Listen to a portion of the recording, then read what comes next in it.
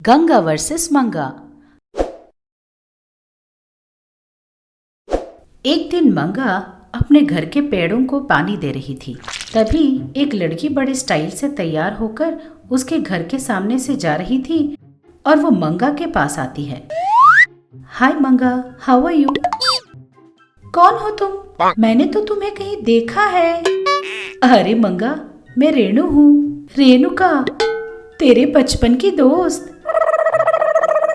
अरे रेणुका, अरे यार तू कैसे है? अरे यार, पूरा नाम लेकर मेरी इज्जत मत उतार, प्यार से तू रेणु बुलाना। वो सब ठीक है, कहाँ जा रही है तू? ऊपर से बड़ी स्टाइल से तैयार हुई है आज। अरे कुछ नहीं यार, यही पास की गली में एक नया ब्यूटी पार्लर खुला है, वहीं जा रही थी। तुझे देख के लगता है कि ब्यूटी पार्लर जा नहीं रही, वापस आ रही है। अरे ऐसा नहीं है मंगा, उस ब्यूटी पार्लर को उन्होंने लकड़ी से ही बनाया है। वो अब ब्यूटी पार्लर कम टूरिस्ट स्पॉट ज़्यादा हो गया है, इसीलिए सब लोग वहाँ जाकर सेल्फी लेकर फेसबुक में, ट्विटर में ट्वीट करके लाइक्स ले रहे हैं। इसीलिए मैं भी तैयार होकर सेल्फी लेने के लिए जा रही हूँ। ऐसा बोलकर वो वहाँ से चली जाती है। रेणु की बातें सुनकर मंगा को एक ख्याल आता है। ये सब क्या है? सिर्फ लकड़ी से घर बना देने से लोग इस तरह देखने जा रहे हैं। अगर मैंने अंडरग्राउंड में ब्यूटी पार्लर खोल दिया तो तब सारे लोग मेरे ब्यूटी पार्लर के सामने ही लाइन लगाएंगे। मस्त आइडिया है, इस तरह मैं खूब पैसे भी कमा पाऊंगी। ऐसा सोचकर वो तुरंत अपने घर के पीछे एक गड्ढा खोदना शुरू करती है। इस तरह कुछ दिन मेहनत करके एक सुंदर सा अंडरग्राउंड ब्यूटी पार्लर बना देती है। सबसे पहले उसने अपने दोस्त रेणुका को ही उस अंडरग्राउंड ब्यूटी पार्लर को देखने बुलाती है। ये देखकर रेणुका दंग रह जाती है। तब वो मंगा से कहती है, बाप रे बाप, ये जगह तो बहुत बढ़िया है यार, मुझे तो ये जगह बहुत पसंद आई। अच्छा रुक जा, एक सेल्फी लेकर इसे पोस्ट करती हूँ। इस तरह वो दोनों मिलकर एक सेल्फी लेकर उसे इंटरनेट में पोस्ट कर देते हैं। तब सारे लोग उस अंडरग्राउंड ब्यूटी पार्लर को देखने के लिए खूब लाइन लगाकर आ जाते हैं। ऊपर से सेलिब्रिटी भी आ जाते हैं। ये सब देखकर मंगा बहुत ज्यादा खुश थी। वो खुशी खुशी अपने दोस्त से कहती है, अरे ये सब क्या है यार, मेरे ब्यूटी पार्लर देखने के लिए हीरोइन भी आ रही है। ये सपना है या सच में हो रहा है? तुझे अभी भी शक है क्या? ये पक्का सपना ही है, ऐसा उसकी दोस्त बोलती है। तुरंत मंगा की आंख खुल जाती है और वो नींद से जाग जाती है। अरे रे, ये सब क्या सपना था? चलो कोई बात नहीं, वैसे भी मेरा अंडरग्राउंड ब्यूटी पार्लर तो तैयार हो गया है ना। बस एक बार रेणु आकर मेरे ब्यूटी पार्लर के बारे में एक पोस्ट लगा दे बस। हीरोइन तो क्या, देवता लोग भी मेरे पास ही आकर फेशियल करवाएंगी। वो इस तरह बोल रही थी कि तभी गंगा बोलती है, पहले तू ये बता, तुझे फेशियल करना आता भी है? ऐसे कैसे ब्यूटी पार्लर लगा दिया? जो काम तुझे नहीं आता तो उसमें क्यों घुस जाती है? वैसे भी मैं तुझसे पूछती हूँ, तुझे इतनी सारी आशाएं और लालच क्यों है, बता। इन्हें लालच या आशाएं नहीं कहते सासू माँ, ये मन की सोच है, पैसे कमाने के लिए। ऐसा बोलकर अपना मुंह फुलाकर वहां से चली जाती है। जाकर वो अपने दोस्त रेणु को बुलाती है। रेणु सचमुच अंडरग्राउंड ब्यूटी पार्लर को देखकर दंग रह जाती है। वाह मंगा, तू सच में बहुत टैलेंटेड है यार, ये जगह कितनी ब्यूटीफुल है। सच में अगर इस जगह के बारे में लोगों को पता चला तो देखने के लिए लाइन लगा देंगे, लाइन। हाँ, फिर देर किस बात की, तू तुरंत इसे पोस्ट करना। लेकिन पोस्ट करने के बाद लोग तेरे सर्विस के बारे में पूछेंगे, इसीलिए आज मैं तेरी फर्स्ट कस्टमर हूँ। तू मेरा सर्विस कर, उसके बाद पिक पोस्ट करेंगे। चल ठीक है, ऐसा ही करते हैं। बता क्या करूँ, फेशियल या हेयर कट? मुझे दोनों चाहिए, लेकिन पहले तू मेरा ना फायर हेयर कट कर और उसके बाद फेशियल करना। हाय रे, ये क्या फायर हेयर कट बोल रही है? पता नहीं वो कैसे करते होंगे। YouTube में देखकर कर दूंगी। इसके लिए ट्रेनिंग लेने की क्या जरूरत है। ऐसा सोचकर वो YouTube खोलकर देखते हुए हेयर कट करने लगी। YouTube में देखकर वो रेनू के बालों में आग लगाती है, लेकिन उस वीडियो के मुताबिक रेनू के आग को वो कंट्रोल नहीं कर पाती है। उसकी वजह से रेनू के सारे बाल जल जाते हैं। अरे मंगा, तू क्या कर रही है यार? जल रहा है। तो मैंने आग बुझा, पानी डाल, पानी। ये सब देखकर मंगा हड़बड़ी में अपने हाथ में रखे सैनिटाइजर को पानी समझकर अपने दोस्त के सर पर डाल देती है, जिसकी वजह से आग और बढ़ जाती है और रेनू के बचे कुचे बाल भी जल जाते हैं। हाय राम, ये तो क्या कर रही है? तू मुझे मार डालेगी क्या? हाय मंगा, ये तूने क्या कर दिया? इस तरह वो जोर जोर से चीखने चिल्लाने लगती है। तभी मंगा एक बकेट भर पानी अपने दोस्त के मुंह पर मारती है। तब वो आग बुझ जाती है। तब रेनू बोलती है, अरे यार, तू इसे पहले क्यों नहीं किया? तूने तो मेरे सारे बाल उड़ा दिए। पहला दिन ही ऐसा था, तो पता नहीं आगे आगे और तू क्या कारनामे करेगी। तभी अचानक बारिश शुरू हो जाती है। ऊपर से वो ब्यूटी पार्लर अंडरग्राउंड में था, तो सारा पानी वहाँ जमने लगता है। ये देखकर रेनू बोलती है, अरे यार, ये सब क्या है? सारा पानी अंदर आके जम जा रहा है। इसका मतलब तूने यहाँ ड्रेनेज सिस्टम नहीं बनाया क्या? उसका क्या मतलब होता है यार? ये सुनकर रेनू दंग रह जाती है और बोलती है, ओ माय गॉड, लगता है आज तो मुझे मार कर ही दम लेगी। हे भगवान, कोई मेरी मदद करो, कोई आकर मुझे बचाओ। अरे यार, तू अब बस भी कर, तू क्यों मुझे टेंशन देती है? चल यहाँ से निकल जाते हैं। इस तरह जब वो दोनों बाहर निकलने की कोशिश कर रहे होते हैं, तो वहाँ एक पेड़ टूटकर गिर जाती है और बाहर निकलने का रास्ता बंद हो जाता है। ये देखकर रेनू और डर जाती है और बोलती है, अरे यार, अब और क्या करें हम? बाहर निकलने का कोई इमरजेंसी एग्जिट है क्या? इस तरह रेनू पूछती है। तब मंगा भोली सूरत बनाकर पूछती है, हाँ, इमरजेंसी एग्जिट क्या होता है? ये सुनकर रेनू और जोर जोर से चिल्लाने लगती है,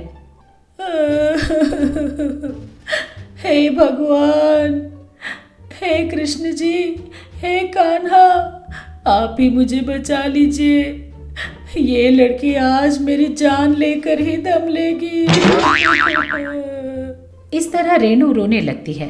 सारा पानी अंदर आ जाने की वजह से वहां पर रखी सारी मशीनरी जल जाती है और शॉर्ट सर्किट होने की वजह से इन दोनों को शॉक लगता है। तब वो दोनों चिल्लाने लगते हैं, बचाओ बचाओ, कोई हमें बचाओ।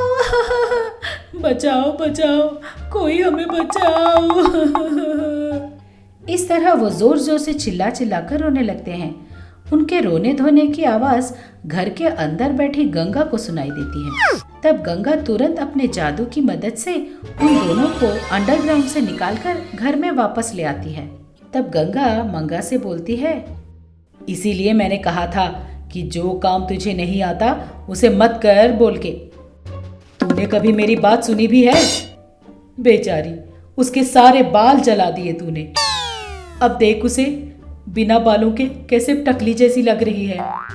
वक्त पर आकर उन दोनों की जान बचाने की वजह से दोनों ने गंगा का शुक्रिया अदा किया। थैंक यू सासू माँ, थैंक यू सो मच। अपनी जिंदगी में मैं फिर कभी भी ब्यूटी पार्लर ही नहीं जाऊंगी और ना कभी खुद का ब्यूटी पार्लर खोलूंगी। Thank God, thank you so much aunty. मैं जिंदगी में फिर कभी कोई ब्यूटी पार्लर नहीं जाऊंगी। Thank you so much aunty, आपने मेरी जान बचा ली। Thank you. इस तरह उसकी दोस्त रेणुका बोलती है।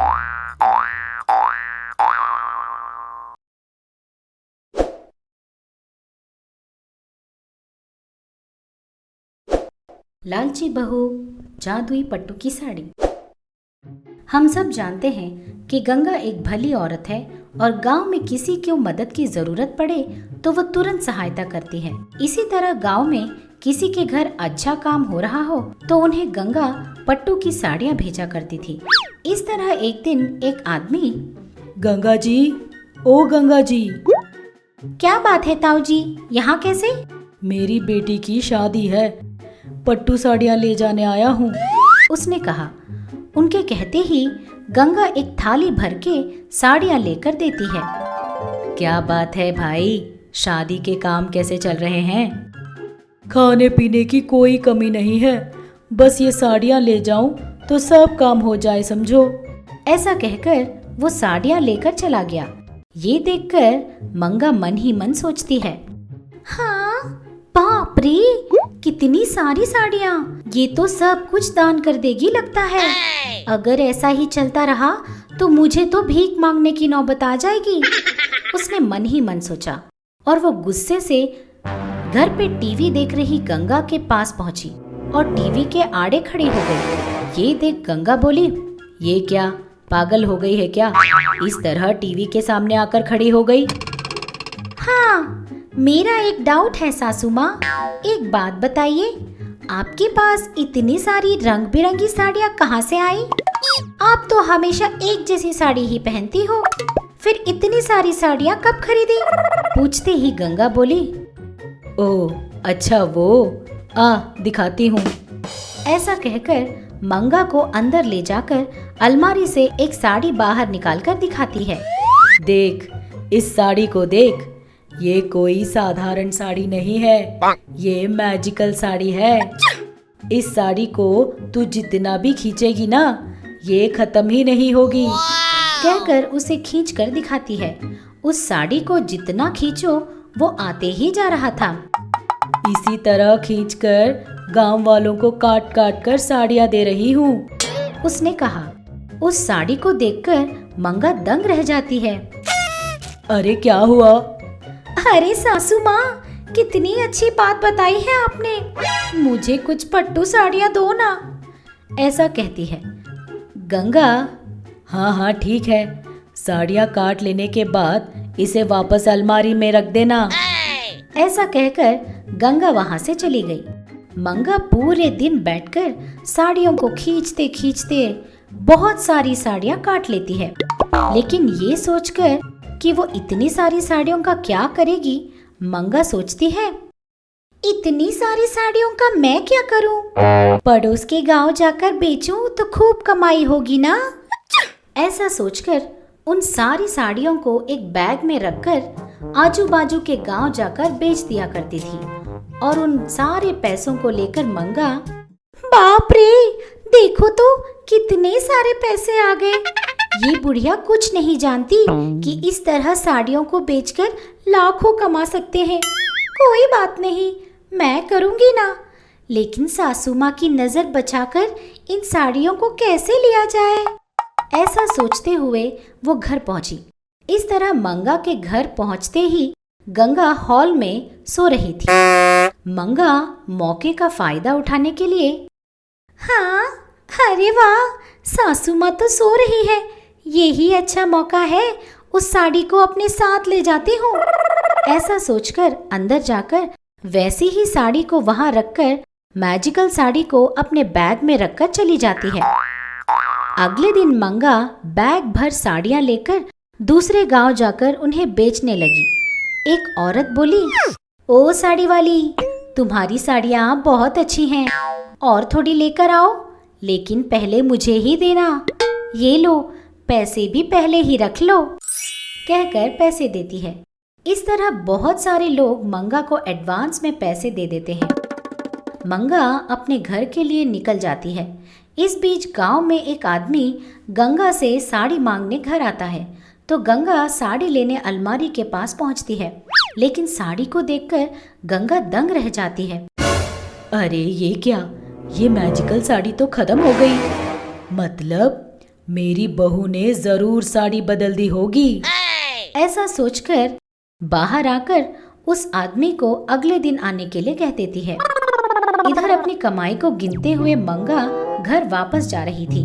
हॉल में बैठी गंगा, क्यों बहू, तेरे पास बहुत सारे पैसे हो गए हैं?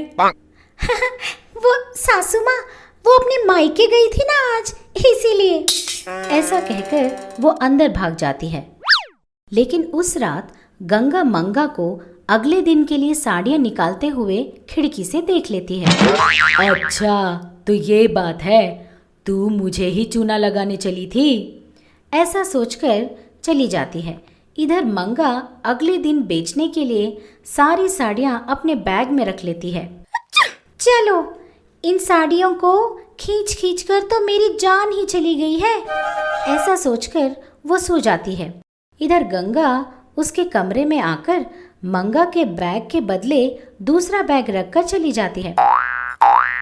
सुबह मंगा साड़ियों की बैग लेकर दूसरे गांव पहुंचती है।